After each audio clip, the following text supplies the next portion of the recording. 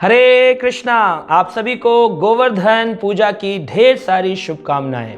गोवर्धन हर वर्ष दीपावली के अगले दिन यानी कि शुक्ल प्रतिपदा को हम बनाते हैं भगवान श्री गोवर्धन की पूजा का उत्सव। तो हर इस्कॉन मंदिर में दोपहर के वक्त बड़े बड़े गोवर्धन पर्वत बनाए जाते हैं और उनकी परिक्रमा होती है, गौ पूजा होती है। इस प्रकार से सभी भक्त गोवर्धन पूजा बनाते हैं। लेकिन मन में प्रश्न उठता है कि क्यों मनाते हैं गोवर्धन पूजा? क्योंकि प्राय हम देखते हैं हमारे भारतवर्ष में लोग अपनी मशीन, अपने टूल्स को रख देते हैं और पूजा नहीं करते हैं और कहते हैं आज विश्वकर्मा पूजा है, आज हम कोई मशीन का यूज़ नहीं करेंगे, आज तो सिर्फ हमारे सोने का टाइम है। क्योंकि रात्रि में लोगों ने बहुत देर देर तक उत्सव मनाया होता है, इसलिए अगले दिन सो जाते हैं और कोई काम नहीं करते। लेकिन अगला दिन बड़ा विशेष दिन है। कहते हैं प्रातः गोवर्धनम पूज्य, ऐसा बताया गया शास्त्र में, पुराण में। प्रातःकालीन उठते ही दीपावली के अगले दिन प्रातः गोवर्धनम पूज्य, प्रात में गोवर्धन की पूजा होनी चाहिए। तो ये गोवर्धन कौन है?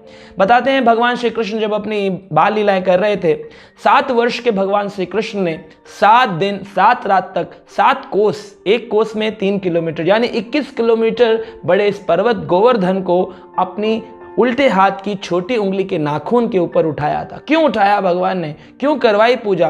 क्योंकि इंद्र को हर वर्ष नंद बाबा आदि जो वृंदावन में रहते थे, सभी इंद्र की पूजा की तैयारी कर रहे थे। और इंद्र को पूजा क्यों करते थे? क्योंकि इंद्र बारिश करते थे। भगवान कृष्ण ने कहा, अरे बाबा, इंद्र का तो कर्तव्य है बारिश करना, लेकिन हमारा जो ये गोवर्धन पर्वत है, इस पर जाकर हमारी गाय भक्षण करती हैं घास का, उसमें कंदराओं में हम रहते हैं, खेलते हैं, उसके झरनों से हम पानी पीते हैं। हमारी गायों का वर्धन करने के कारण ये पर्वत श्रृंखला गौवर्धन कहलाती है।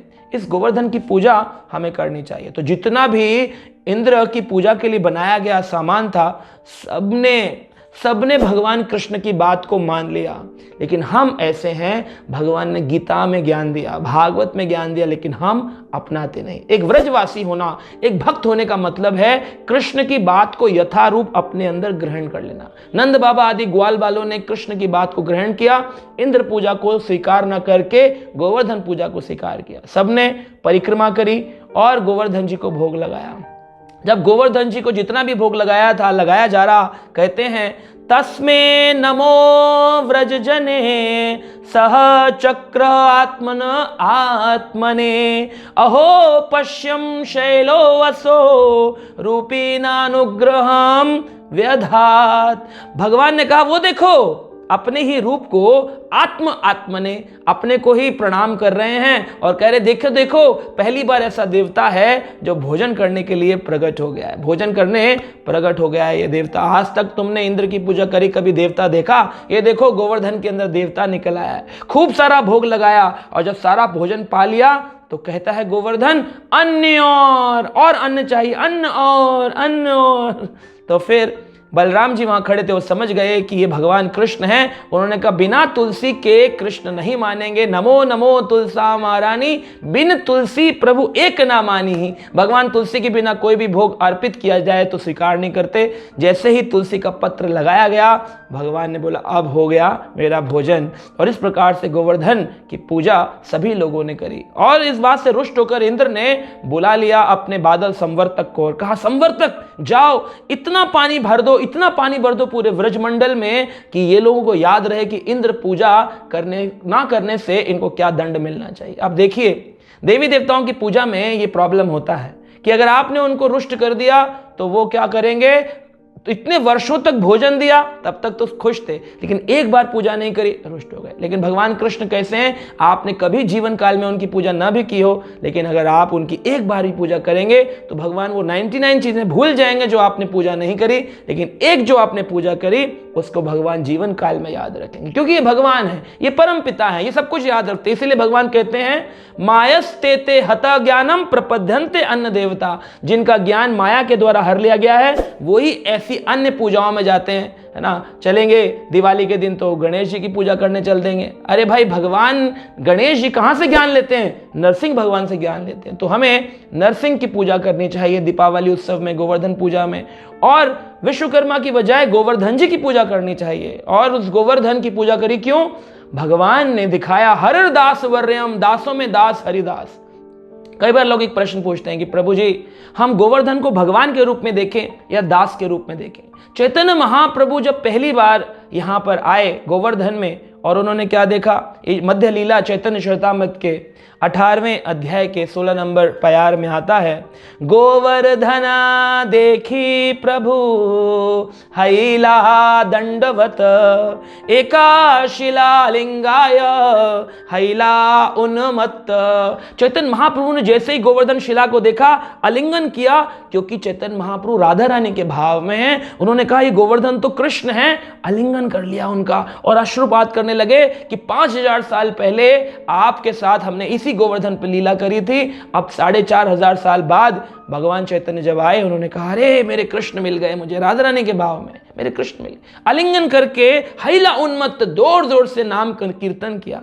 तो गोवर्धन पूजा में हरि नाम कीर्तन करना चाहिए, गोवर्धन जी की कथा श्रवण करनी चाहिए, गोवर्धन जी की जो अध्ययन करना चाहिए, श्रीमद् भागवतम के अंदर जाकर 10वें स्कंद के 24वें अध्याय का अध्ययन करना चाहिए। तो इस प्रकार से ये गोवर्धन पूजा मनाई जाती है। इसी दिन जो गोवर्धन पूजा जब देखी, इंद्र रुष्ट होकर के पूरा व्रजमंडल पानी से भर दिया, लेकिन भगवान कृष्ण ने अपने व्रजवासियों की रक्षा के लिए गिरिराज गोवर्धन को धारण किया 7 दिन 7 रात तक, और बांसुरी बजा रहे थे। और अंदर जितने व्रजवासी थे उन्हें लग रहा था यहाँ तो 7 डे सेमिनार चल रहा है। सुंदर सुंदर हवा आ रही थी अंदर, और अंदर बांसुरी की ध्वनि थी। सबको लगता था कृष्ण मुझे देख रहे हैं, कृष्ण मुझे देख रहे हैं, और सब लोग बड़े आनंद के साथ उत्सव में मना रहे थे। और चारों तरफ से पानी अंदर ना आए, तो बलराम जी की सेवा थी कि आप कॉइल बन जाओ, अंदर एक भी बूंद पानी नहीं आना चाहिए। जो बारिश का पानी गिर रहा था, उसको सुदर्शन चक्र को सेवा दी थी कि आप जाकर सारे पानी को ड्राई करते रहो, ताकि बाढ़ ना आ जाए, लोग डूब ना जाए। भगवान कृष्ण कितने बड़े रक्षक हैं, है ना। इसके बाद भी अगर हम ये सुनने के बाद भी हम अगर कृष्ण शरण में ना आए, तो बताइए हम कितनी बड़ी गलती कर रहे हैं। कृष्ण से बड़ा रक्षक इस संसार में कोई नहीं, क्योंकि वही परम पिता हैं, वही प्रभु हैं, वही ब्रह्मांड नायक हैं, हम सभी भक्तों के लिए हितैषी हैं। और इसीलिए जो गोवर्धन है उन्हें कृष्ण स्वरूप माना जाता है। श्रील प्रभुपाद कहते हैं, गुरु की आज्ञा मानकर हमें इन शिलाखंडों को कृष्ण रूप में, विग्रह रूप में अपने घर में स्थापित करना चाहिए। अगर गुरु आज्ञा दें या व्रजवासी आपको कभी दे दें, अपनी इच्छा से नहीं लेके आना चाहिए जाकर गोवर्धन शिला उठाए रहे, गुरु की आज्ञा से या फिर वैष्णवों की कृपा से आप गोवर्धन को लीजिए। गोवर्धन जी को कृष्ण के रूप में अपने घर में रखिए, उनका अभिषेक करिए और उनकी उपासना करिए। आपको साक्षात प्राण प्रतिष्ठित विग्रह हैं श्री गिरिराज गोवर्धन जी। और कलयुग में अगर कोई चीज भगवान कृष्ण की विराजमान है तो यमुना नदी, भगवान की व्रजरज और भगवान के श्री गिरिराज गोवर्धन। बोलो गिरिराज गोवर्धन भगवान की जय।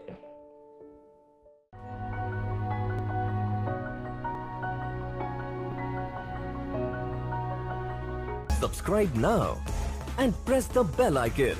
Never miss an update.